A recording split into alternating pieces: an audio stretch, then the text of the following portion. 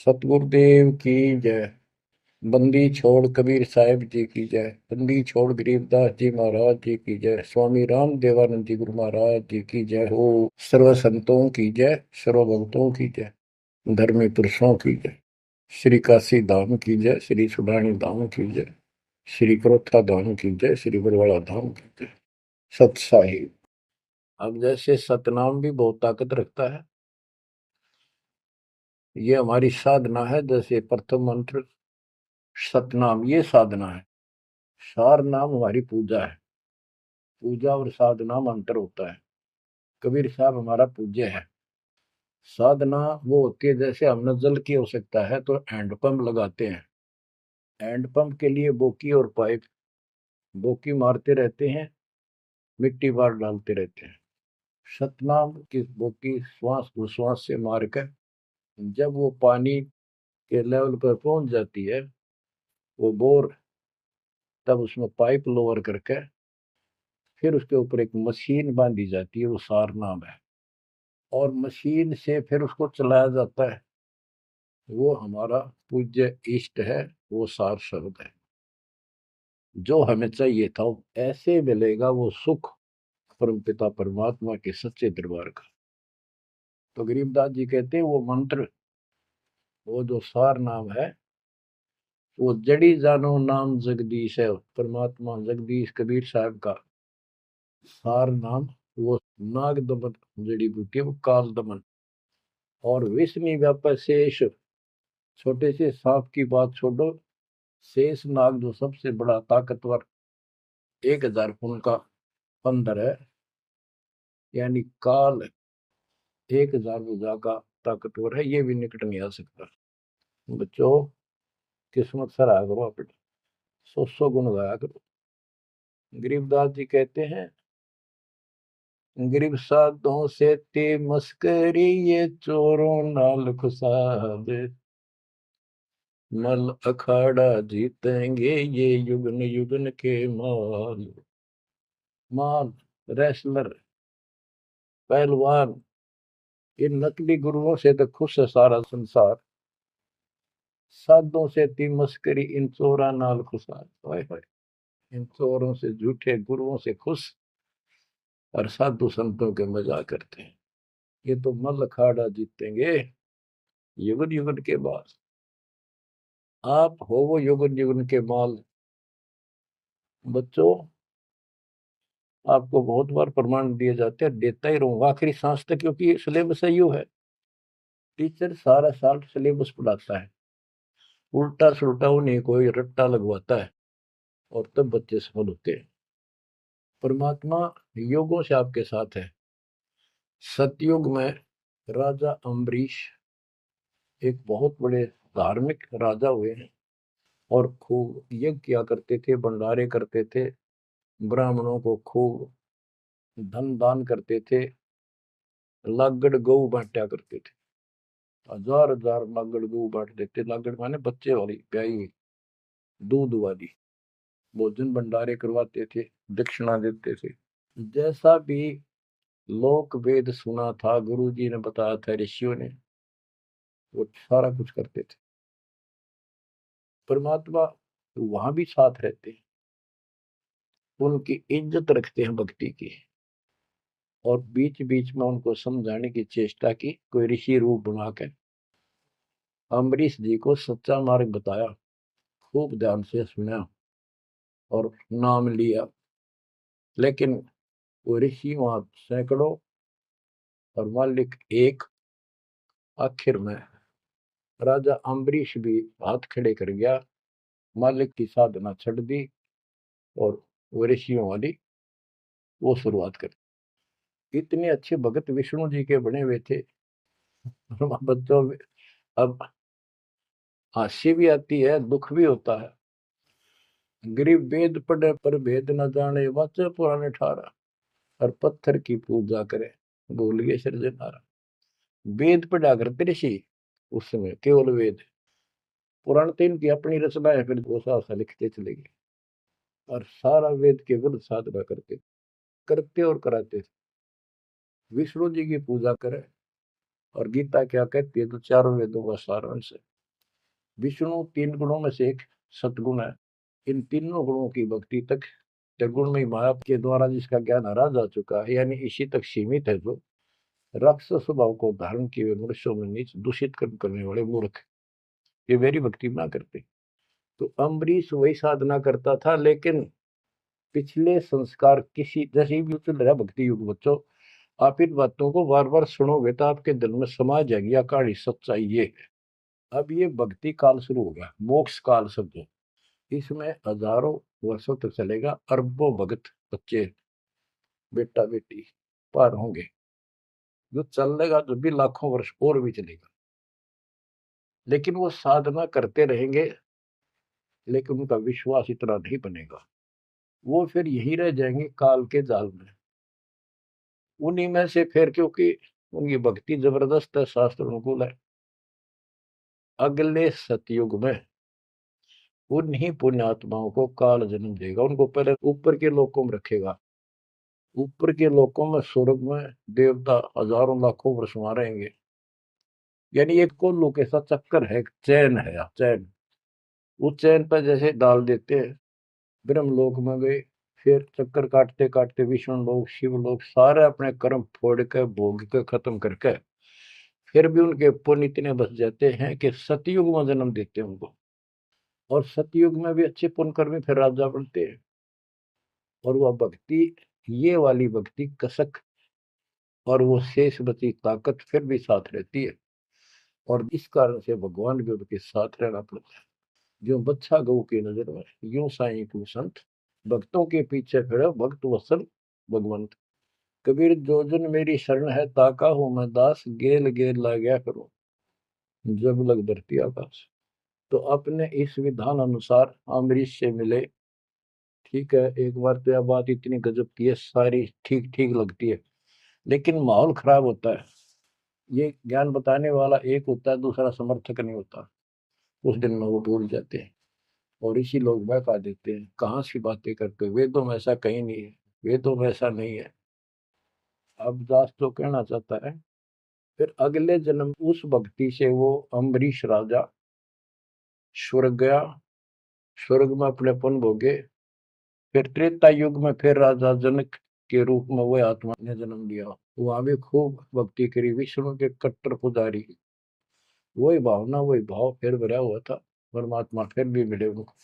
लेकिन राजा और सिद्धियां इतने ठाठ बाट और बकाने वाले वो गुरु निरे ऋषि हमारी ऐसी घिस काट रखी काल में, हम ऐसे मूर्ख बना रखे, थोड़ा सा भी सुख हो जाए, कोई प्रभुता कोई पद प्राप्त हो जाए, हम खुद भगवान बन जाते हैं। लेकिन पिछली धार्मिकता के अनुसार हम कुछ धार्मिक भी बने रहते, लेकिन रहते वही के वही। और अम्बरीश राजा इतने अच्छे भगत थे, पिछली सिद्धि शक्ति मालिक की वो भक्ति की सही थी। एक बार दुर्वासा ऋषि ने उनके ऊपर सुदर्शन चक्कर छोड़ दिया। दुर्वासा कहता था कि तू ये साधना छोड़ दे, मैं बताऊं वाह कर। अम्बरीश ने हाथ भर ली पर छोड़ी नहीं। अगली बार गया, उसने गुस्सा हो गया कि तू मानना नहीं मेरी बात, तेरा सिर काट दूंगा, इतना गुस्सा। सुदर्शन चक्कर छोड़ दिया। सुदर्शन चक्कर राजा अम्बरीश के पैर छू के और दुर्वासा ने मारने खातिर वापस चाल पड़ा।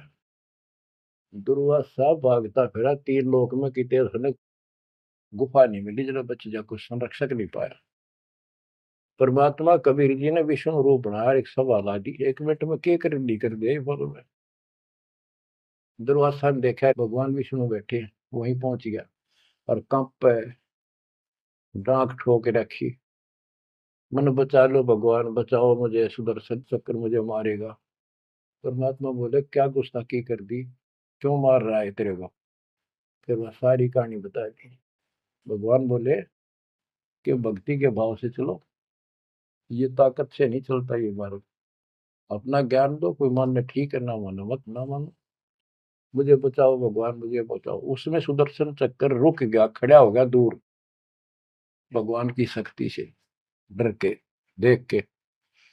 तो दुर्वासा को विश्वास हो गया कि यहाँ बचाओ हो सकता है, माफ करो मुझे माफ करो। परमात्मा बोले अम्बरीश के पैर पकड़े वो बचाओगा तमीज से, मैं नहीं बचाऊंगा। हाथ जोड़ा, हे भगवान आपके दरबार में मैं नहीं बचूंगा। कहाँ भेजो हो दाता, मैंने तो रास्ते में मारेगा। मिला जा, वही जान बचेगी तेरी। अम्बरीश के चरणों में गिरा वो, जिसने 56 करोड़ यादव मार दिए थे एक वचन पे। तो कहते हैं अपनी देसी कहावत हमारे यहाँ, शेर न सोआ शेर, जरूर टकराया कर, यही बकवाद करनी है ना। अम्बरीश के चरणों में मत्था टेका उसने, मेरी जान बख्शो महाराज, जान बख्शो, बख्श दो। अम्बरीश राजा बोले, महाराज मैंने कुछ नहीं कहा, तेरा कर्म तुझे मिला।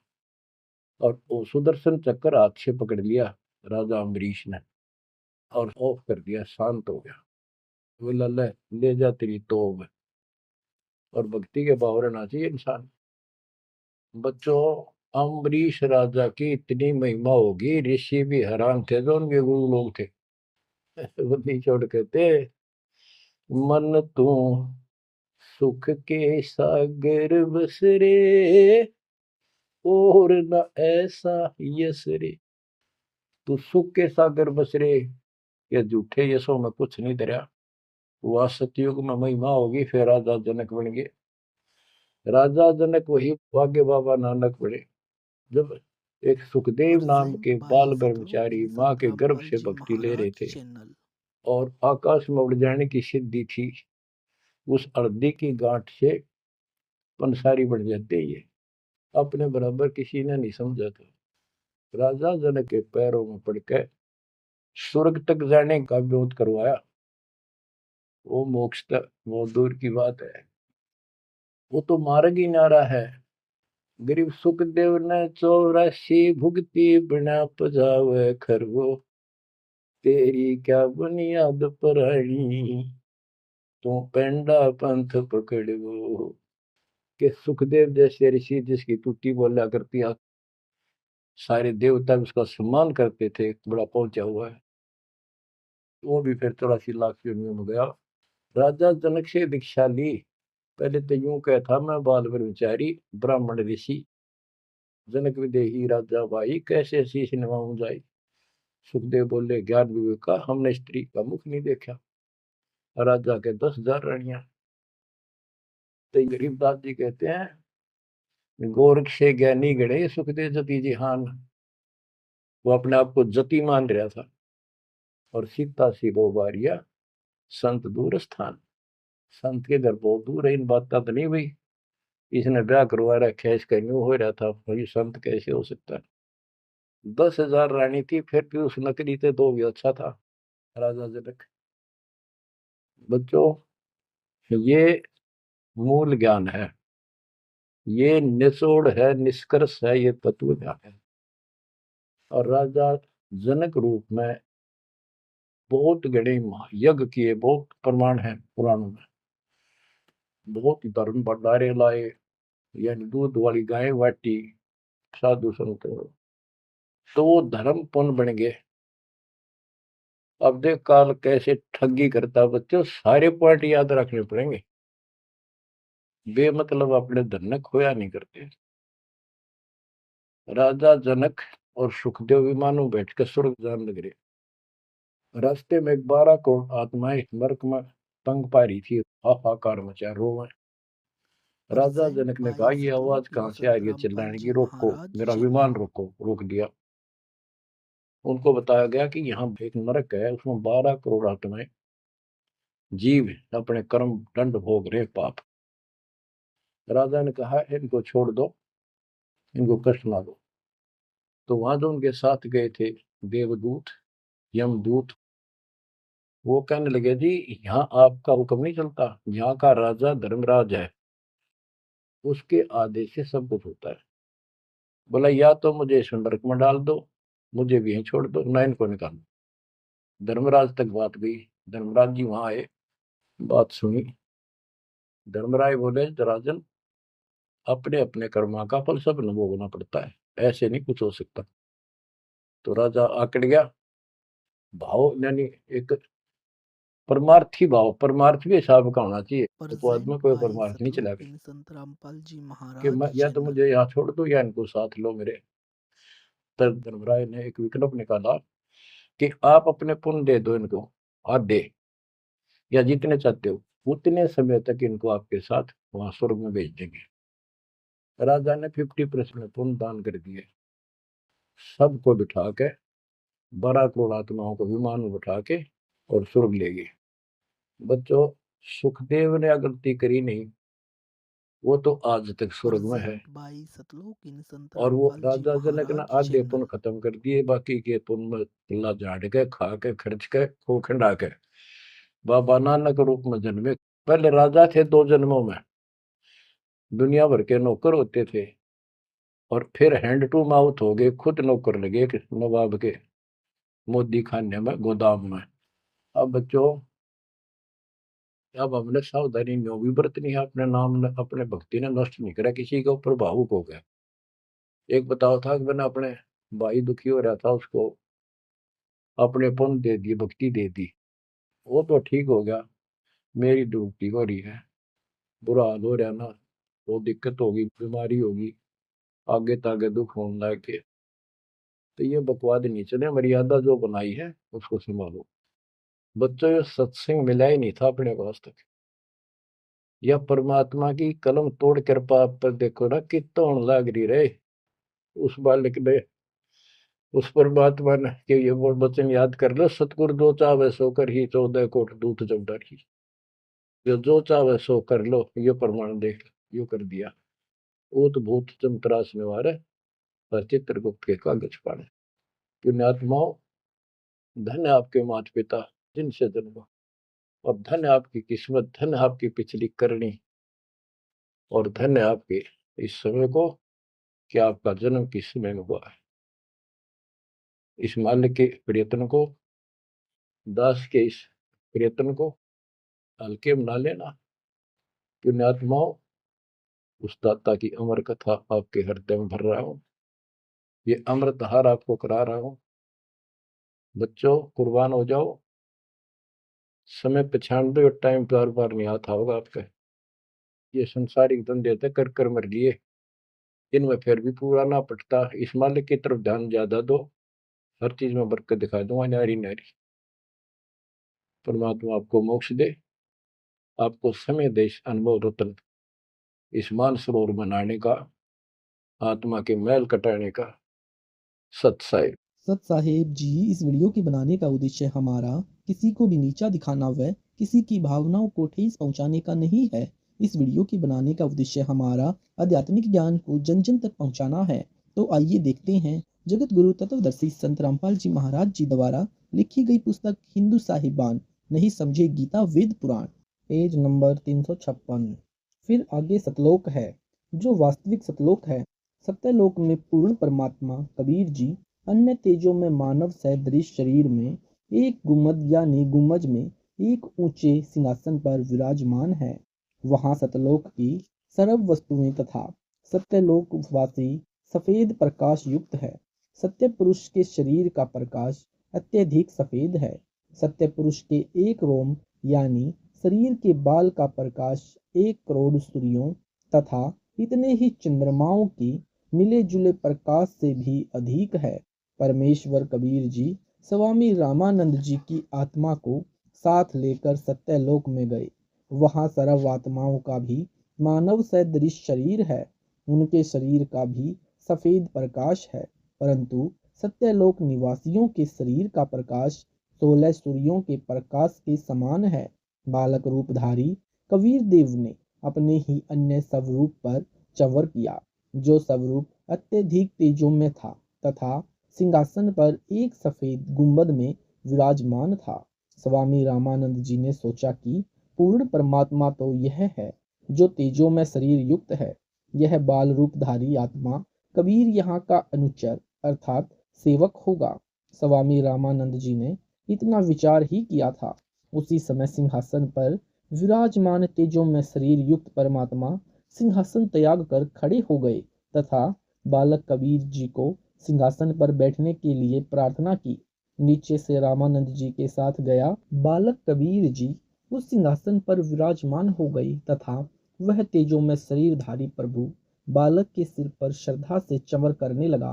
रामानंद जी ने सोचा, यह परमात्मा इस बच्चे पर चवर करने लगा।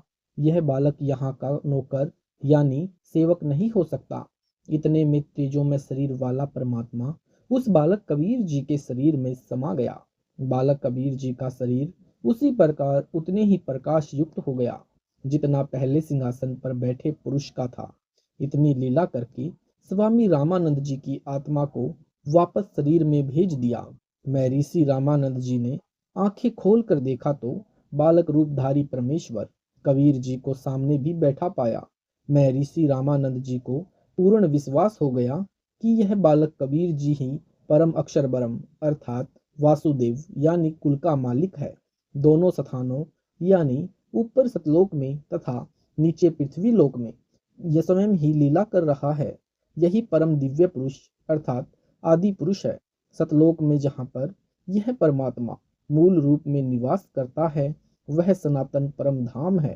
परमेश्वर कबीर जी ने इसी प्रकार संत गरीबदास जी महाराज छुड़ाने वाले को सर्व ब्रह्मंडों को प्रत्यक्ष दिखाया था, उनका ज्ञान योग खोल दिया था तथा परमेश्वर जी ने गरीबदास जी महाराज जी को स्वामी रामानंद जी के विषय में बताया था कि किस प्रकार मैंने स्वामी रामानंद जी को शरण में लिया था।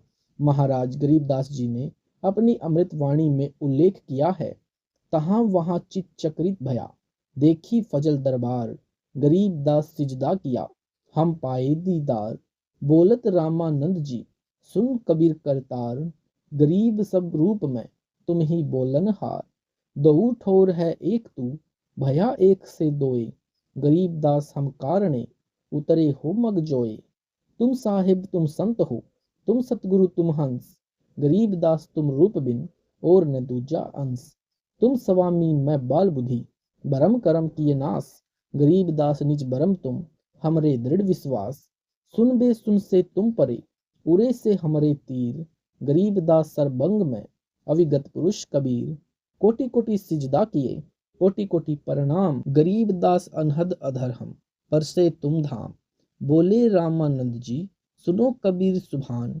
गरीबदास मुक्ता भय, उधरे पिंड अरु प्राण। Page number 357। उपरोक्त वाणी का भावार्थ सत्यलोक में तथा काशी नगर में पृथ्वी पर दोनों स्थानों पर परमात्मा कबीर जी को देखकर स्वामी रामानंद जी ने कहा, हे कबीर परमात्मा, आप दोनों स्थानों पर लीला कर रहे हो। आप ही निज ब्रह्म अर्थात गीता अध्याय 15 श्लोक 17 में कहा है कि उत्तम पुरुष अर्थात वास्तविक परमेश्वर तो क्षर पुरुष यानी काल ब्रह्म तथा अक्षर पुरुष यानी पर ब्रह्म से अन्य ही है। वही परमात्मा कहा जाता है जो तीनों लोकों में प्रवेश करके सबका धारण पोषण करता है। वह परम अक्षर ब्रह्म आप ही हैं। आप ही की शक्ति से सर्व प्राणी गति कर रहे हैं। मैंने आपका वह सनातन परम धाम आंखों देखा है तथा वास्तविक अनहद धुन तो ऊपर सतलोक में है। ऐसा कहकर स्वामी रामानंद जी ने कबीर परमेश्वर के चरणों में कोटि कोटि प्रणाम किया तथा कहा, आप परमेश्वर हो, आप ही सतगुरु तथा आप ही तत्वदर्शी संत हो, आप ही हंस अर्थात नीर शीर को भिन्न भिन्न करने वाले सच्चे भक्त के गुणों युक्त हो, कबीर भक्त नाम से यहाँ पर प्रसिद्ध हो। वास्तव में आप परमात्मा हो, मैं आपका भक्त, आप मेरे गुरु जी। परमेश्वर कबीर जी ने कहा, हे स्वामी जी, गुरु जी तो आप ही रहो, मैं आपका शिष्य हूँ। यह गुरु परंपरा बनाए रखने के लिए अति आवश्यक है।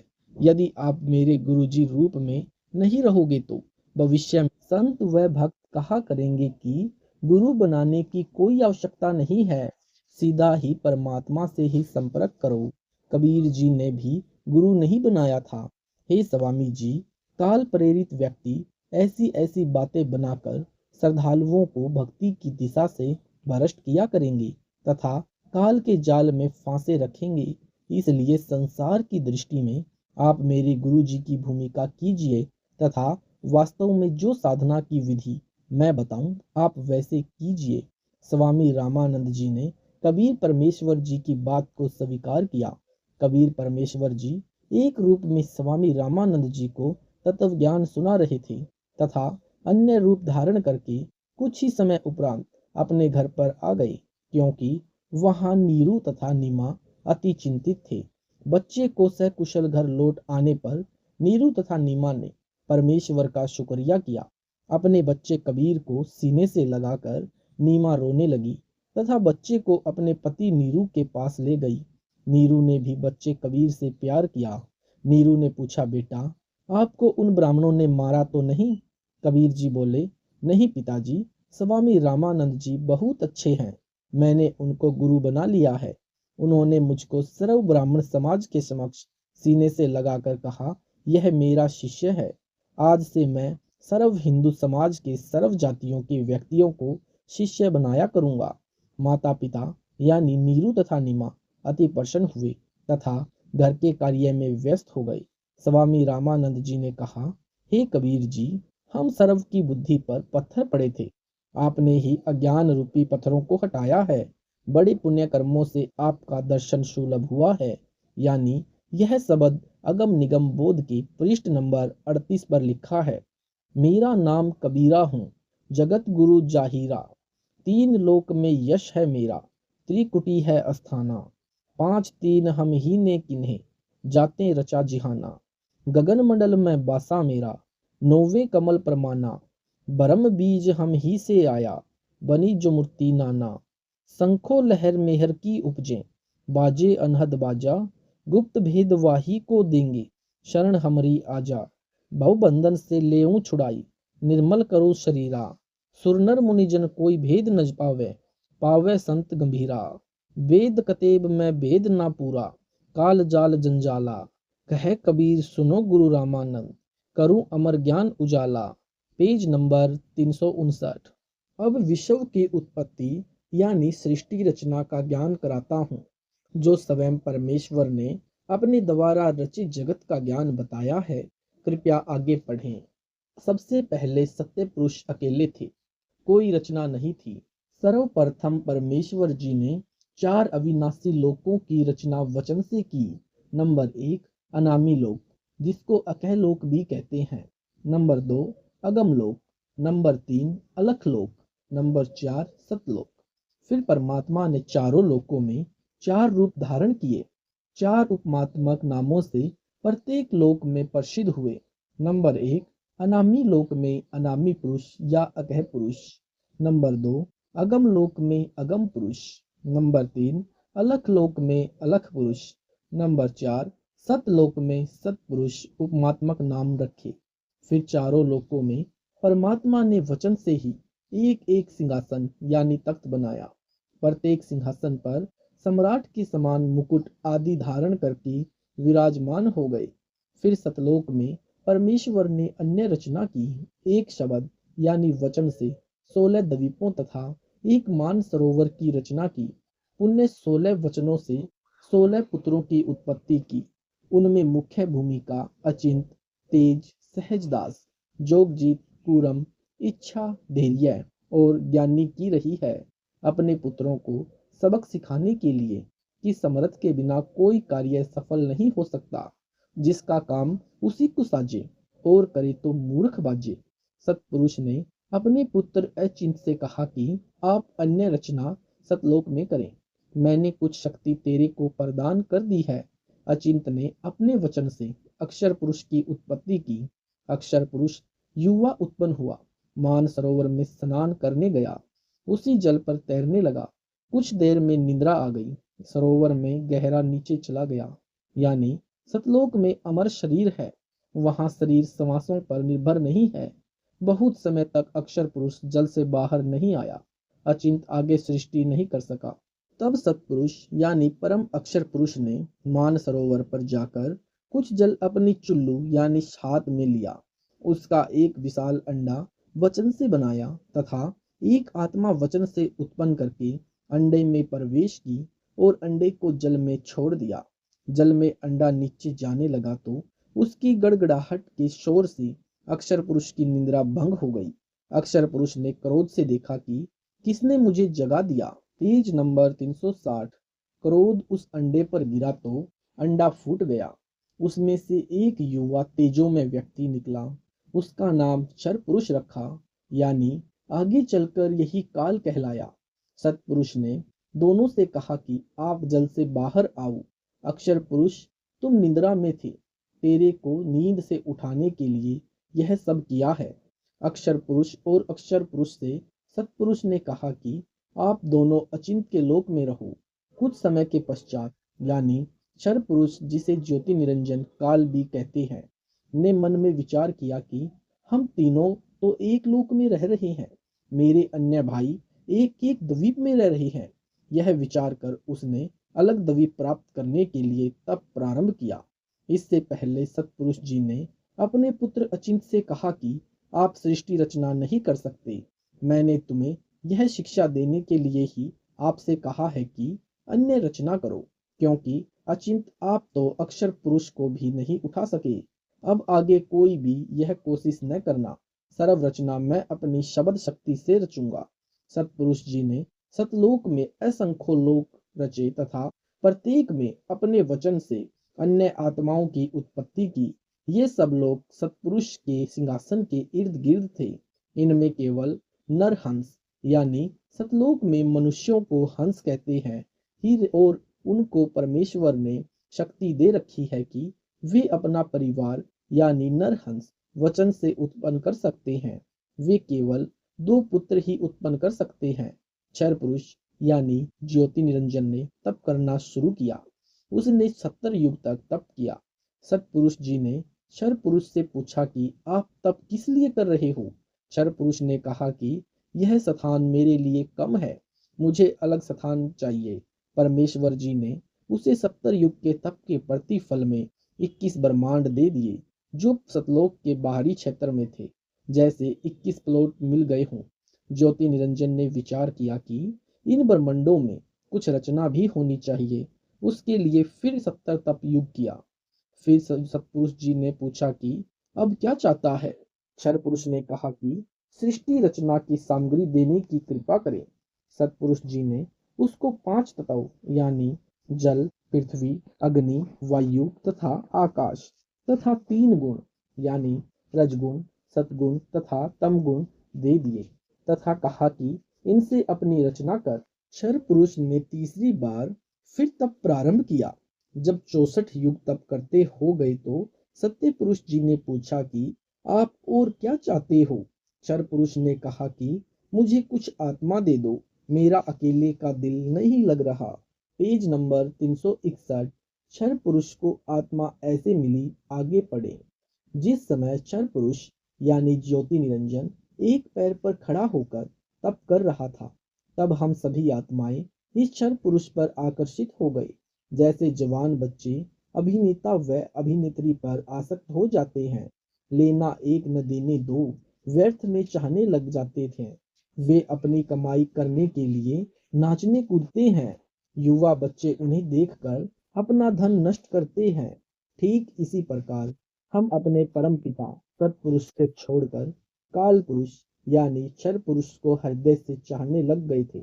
जो परमेश्वर हमें सर्व सुख सुविधा दे रहा था, उससे मुंह मोड़कर इस नकली ड्रामा करने वाले काल ब्रह्म को चाहने लगे। सत्पुरुष जी ने बीच बीच में बहुत बार आकाशवाणी की कि बच्चों, तुम इस काल की क्रिया को मत देखो, मस्त रहो। हम ऊपर से तो सावधान हो गए, परंतु अंदर से चाहते रहे। परमेश्वर तो अंतर्यामी हैं। इन्होंने जान लिया कि ये यहाँ रखने के योग्य नहीं रहे। काल पुरुष यानी क्षर पुरुष ज्योति निरंजन ने जब 2 बार तप करके फल प्राप्त कर लिया, तब उसने सोचा कि अब कुछ जीवात्मा भी मेरे साथ रहनी चाहिए, मेरा अकेले का दिल नहीं लगेगा। इसलिए जीवात्मा प्राप्त करने के लिए तप करना शुरू किया। 64 युग तक तप करने के पश्चात परमेश्वर जी ने पूछा कि ज्योति निरंजन अब किस लिए तप कर रहा है। क्षर पुरुष ने कहा कि कुछ आत्माएं प्रदान करो, मेरा अकेले का दिल नहीं लगता। सतपुरुष ने कहा कि तेरे तप के बदले में और ब्रह्मांड दे सकता हूँ, परंतु अपनी आत्माएं नहीं दूंगा। ये मेरे शरीर से उत्पन्न हुई है। हाँ, यदि वे स्वयं जाना चाहते हैं तो वह जा सकते हैं। युवा कबीर के वचन सुनकर ज्योति निरंजन हमारे पास आया। हम सभी हंस आत्मा पहले से ही उस पर आसक्त थे। हम उसे चारों तरफ से घेर कर खड़े हो गए। ज्योति निरंजन ने कहा कि मैंने पिताजी से अलग 21 ब्रह्मांड प्राप्त किए हैं, वहाँ नाना प्रकार के रमणीय स्थल बनाए हैं। क्या आप मेरे साथ चलोगे? हम सभी हंसों ने, जो आज 21 ब्रह्मांडों में परेशान हैं, कहा कि हम तैयार हैं, यदि पिताजी आज्ञा दें। तब क्षर पुरुष यानी काल पूर्ण ब्रह्म महान कबीर यानी समर्थ कबीर प्रभु के पास गया तथा सर्व वार्ता कही। तब कबीर अग्नि यानी कबीर परमेश्वर ने कहा कि मेरे सामने स्वीकृति देने वाले को आज्ञा दूंगा। क्षर पुरुष तथा परम अक्षर पुरुष यानी कबीर देव दोनों हम सभी हंसात्माओं के पास आए। सत कबीर देव ने कहा कि जो हंसात्मा ब्रह्म के साथ जाना चाहता है, हाथ ऊपर करके स्वीकृति दे। Page number 362। अपने पिता के सामने किसी की हिम्मत नहीं हुई, किसी ने स्वीकृति नहीं दी। बहुत समय तक सन्नाटा छाया रहा। तत्पश्चात एक हंस आत्मा ने साहस किया तथा कहा कि पिताजी, मैं जाना चाहता हूँ। फिर तो उसकी देखा देखी यानी जो आज काल ब्रह्म के 21 ब्रह्मांडों में फंसी है, हम सभी आत्माओं ने स्वीकृति दे दी। परमेश्वर कबीर जी ने ज्योति निरंजन से कहा कि आप अपने स्थान पर जाओ। जिन्होंने तेरे साथ जाने की स्वीकृति दी है, मैं उन सर्वहंस आत्माओं को आपके पास भेज दूंगा। ज्योति निरंजन अपने 21 ब्रह्मांडों में चला गया। उस समय तक यह 21 ब्रह्मांड सतलोक में ही थे। तत्पश्चात पूर्ण ब्रह्म ने सर्वप्रथम स्वीकृति देने वाले हंस को लकड़ी का रूप दिया, परंतु स्त्री इंद्री नहीं रची तथा सर्व आत्माओं को यानी जिन्होंने ज्योति निरंजन यानी ब्रह्म के साथ जाने की सहमति दी थी, उस लड़की के शरीर में प्रवेश कर दिया तथा उसका नाम आष्ट्रा यानी आदि माया प्रकृति देवी दुर्गा पड़ा। तथा सतपुरुष ने कहा कि पुत्री, मैंने तेरे को शब्द शक्ति प्रदान कर दी है। जितने जीव ब्रह्म कहे आप उत्पन्न कर देना। पूर्ण का ब्रह्म कबीर देव यानी कबीर परमेश्वर ने अपने पुत्र सहज दास के द्वारा प्रकृति को क्षर पुरुष के पास भिजवा दिया।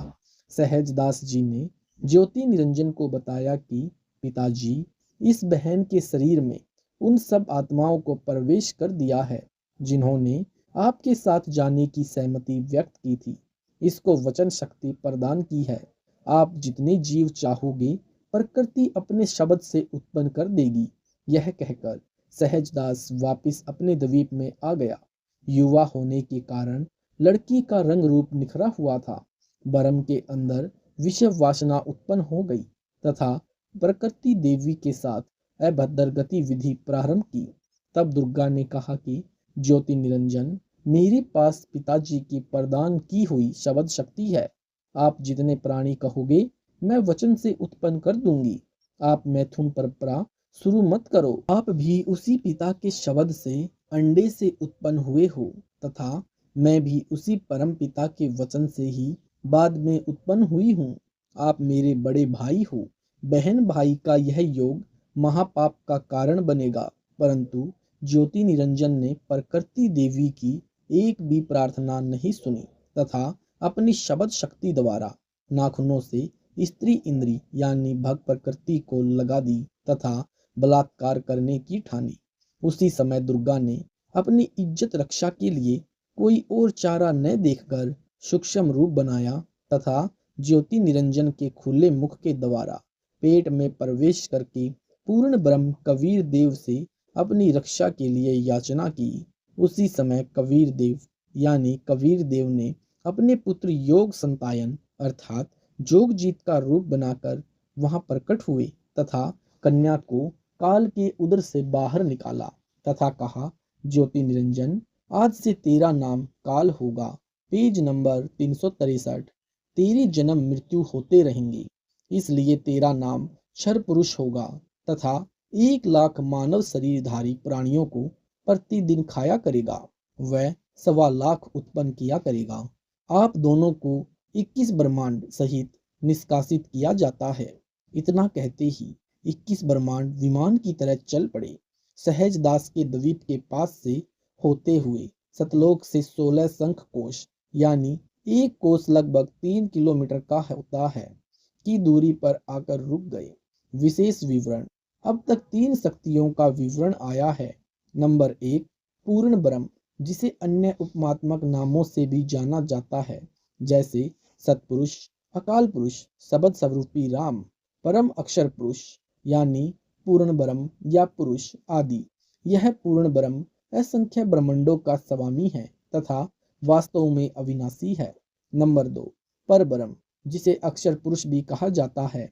यह वास्तव में अविनाशी नहीं है, यह 7 संख्य ब्रह्मांडों का स्वामी है। नंबर 3, ब्रह्म, जिसे ज्योति निरंजन, काल, कैल, क्षर पुरुष तथा धर्मराय आदि नामों से जाना जाता है, जो केवल 21 ब्रह्मांड का स्वामी है।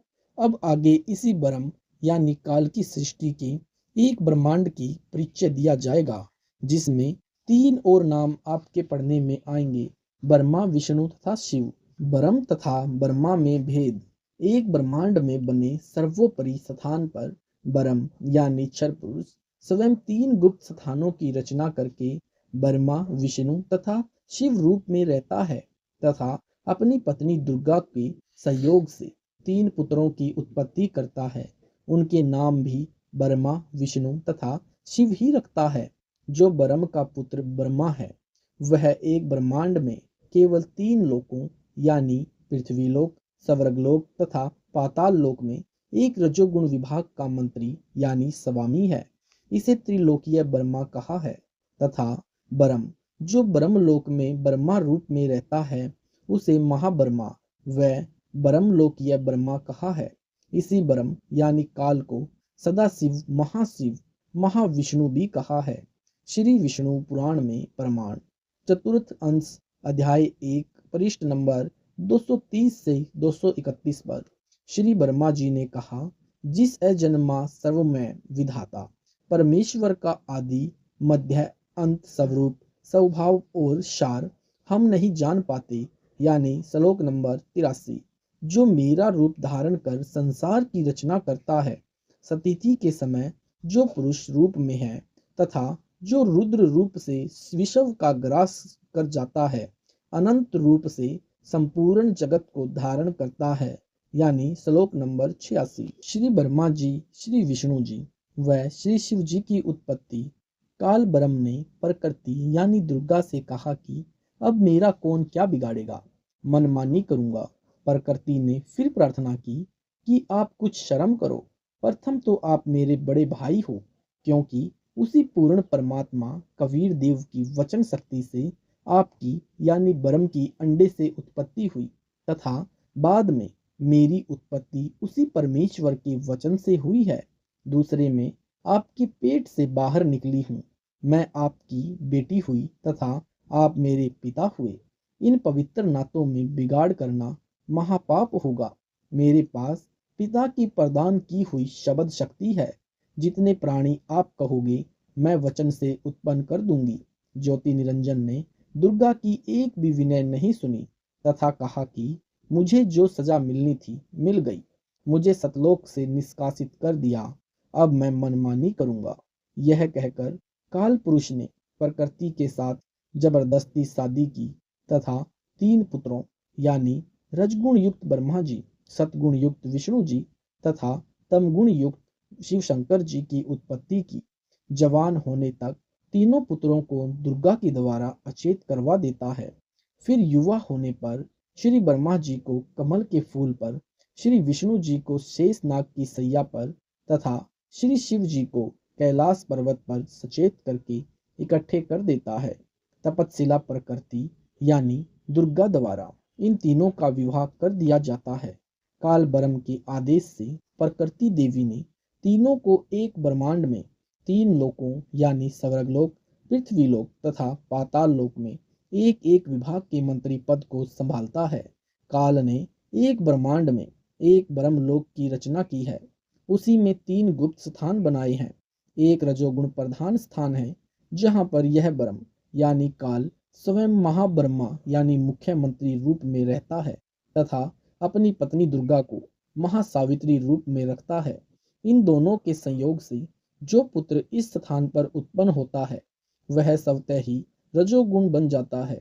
दूसरा स्थान सतोगुण प्रधान स्थान पर बनाया है। वहां पर यह क्षर पुरुष स्वयं महाविष्णु रूप बनाकर रहता है तथा अपनी पत्नी दुर्गा को महालक्ष्मी रूप में रखकर जो पुत्र उत्पन्न करता है उसका नाम विष्णु रखता है। वह बालक रजतो गुणयुक्त होता है तथा तीसरा, इसी काल ने वहीं पर एक तमोगुण प्रधान क्षेत्र बनाया है। उसमें यह स्वयं सदाशिव रूप बनाकर रहता है तथा अपनी पत्नी दुर्गा को महापार्वती रूप में रखता है। इन दोनों के पति पत्नी व्यवहार से जो पुत्र उत्पन्न होता है उसका नाम शिव रख देते हैं तथा तमोगुण युक्त कर देते हैं। यानी प्रमाण के लिए देखें पवित्र श्री शिव महापुराण विद्वेश्वर संहिता के पृष्ठ नंबर 24-26 पर, जिसमें ब्रह्मा विष्णु और रुद्र तथा महेश्वर से अन्य सदाशिव है तथा रुद्र संहिता अध्याय 6 तथा 7-9 पृष्ठ नंबर 100 से 105 तथा 110 पर अनुवादकर्ता श्री हनुमान प्रसाद पोदार, गीता प्रेस गोरखपुर से प्रकाशित तथा पवित्र श्रीमद देवी महापुराण तीसरा सकंद पृष्ठ नंबर 114 से 123 तक, गीता प्रेस गोरखपुर से प्रकाशित, जिसके अनुवाद करता है श्री हनुमान प्रसाद पोदार चिमन लाल गोस्वामी।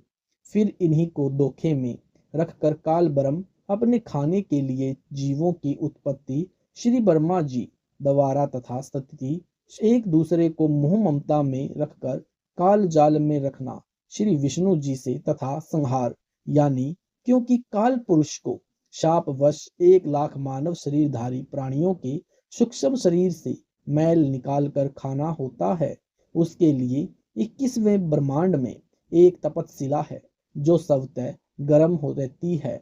उस पर गर्म करके मैल पिघलाकर खाता है। जीव मरते नहीं परंतु कष्ट असहनीय होता है। फिर प्राणियों को कर्म आधार पर अन्य शरीर प्रदान करता है, श्री शिव जी द्वारा करवाता है। जैसे किसी मकान में 3 कमरे बने हों, एक कमरे में अश्लील चित्र लगे हों, उस कमरे में जाते ही मन में वैसे ही मलिन विचार उत्पन्न हो जाते हैं। दूसरे कमरे में साधु संतों भक्तों के चित्र लगे हों तो मन में अच्छे विचार प्रभु का चिंतन ही बना रहता है। तीसरे कमरे में देशभक्तों व शहीदों के चित्र लगे हों तो मन में वैसे ही जोशीले विचार उत्पन्न हो जाते हैं। ठीक इसी प्रकार ब्रह्म ने अपनी सूझबूझ से उपरोक्त तीनों गुण प्रधान स्थानों की रचना की हुई है। यानी देखे ब्रह्मलोक का लघु चित्र व ज्योति निरंजन यानी काल ब्रह्म के लोक 21 ब्रह्मांड का लघु चित्र इसी पुस्तक के पृष्ठ नंबर 367 व 368 पर। सत साहेब जी, ये थे संत रामपाल जी महाराज जी के अमृत प्रवचन। अगर आपको ऐसी वीडियो अच्छी लगती है तो हमारे चैनल को सब्सक्राइब करना न भूलें। सत साहेब जी मिलते हैं अगली वीडियो के साथ।